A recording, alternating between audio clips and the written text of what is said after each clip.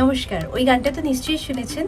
বরসানে কি ছোরে রাধা গৌरी गौरी करके इशारे दुभाई गया रे करके इशारे बुलाई गया रे कौन बरसाने की। এই গানটা কার জানেন তো? ইন্দ্রেশ উপাধ্যায়।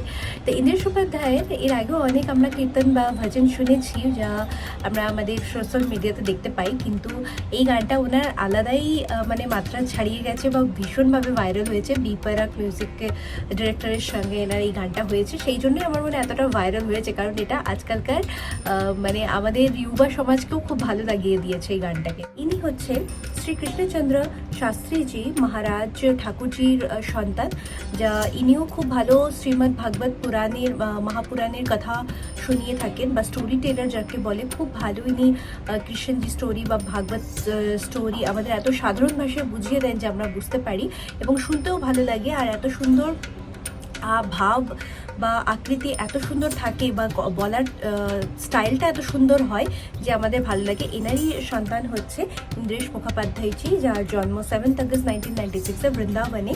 আর ইনি প্রথম 18 বছর বয়সে গুজরাটে দ্বারকা ধামে প্রথম তার ভাগবত কথা বা কথা তিনি শুনিয়েছিলেন।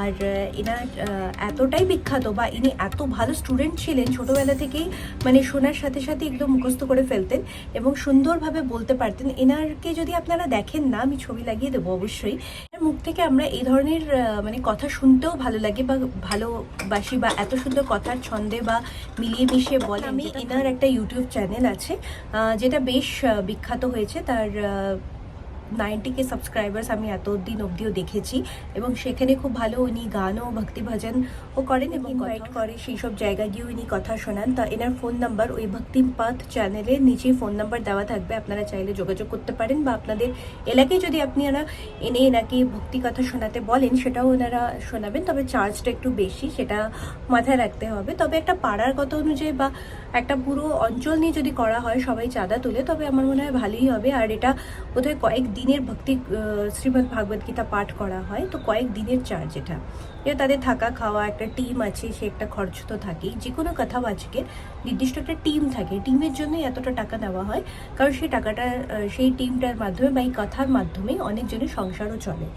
আচ্ছা, এই মাধ্যমে বা এনার কথার মাধ্যমে আমরা আরও যারা মহান ব্যক্তিরা আছেন তাদের সম্পর্কে জানতে পারি বা তাদের স্ট্রাগল সম্পর্কে জানতে পারি, যেটা আমরা হয়তো অত পড়ে বুঝতে পারবো না, কিন্তু ভিডিওর মাধ্যমে বা কথার মাধ্যমে বা হয়তো চালিয়ে দিলাম পডকাস্টের মাধ্যমে আমরা শুনতে পাই। তো ইনিও পডকাস্টের মাধ্যমে তার অনেক পরিচয় দিয়েছেন এবং অনেক গভীর কথা আমাদের শিখিয়ে দিয়ে গেছেন আমাদের সন্ত মহাত্মার জন্য, বা এরা বলতে পারেন এসেছেনই এই জন্য আমাদের ধর্মটা কিভাবে এতটা স্ট্রাগল করেছে এতদিনও এত সুন্দর। এরা 2-4টে কথা যদি আপনারা দেখেন বা 2-4টে ভিডিও যদি দেখেন, আপনাদেরও অবশ্যই ভালো লাগবে। তো আবার আসবো নিশ্চয়ই আবার অন্য একজনের ভিডিও নিয়ে, তবে এই গানটা কিন্তু অবশ্যই শুনবেন। গানটা ভীষণভাবে ভাইরাল হয়েছে, বিশেষ করে হোলি খেলার আগে তো সবাই এই গানটা শুনেছে, রাধা গরি গরি বরসানে কি ছোরি। নমস্কার।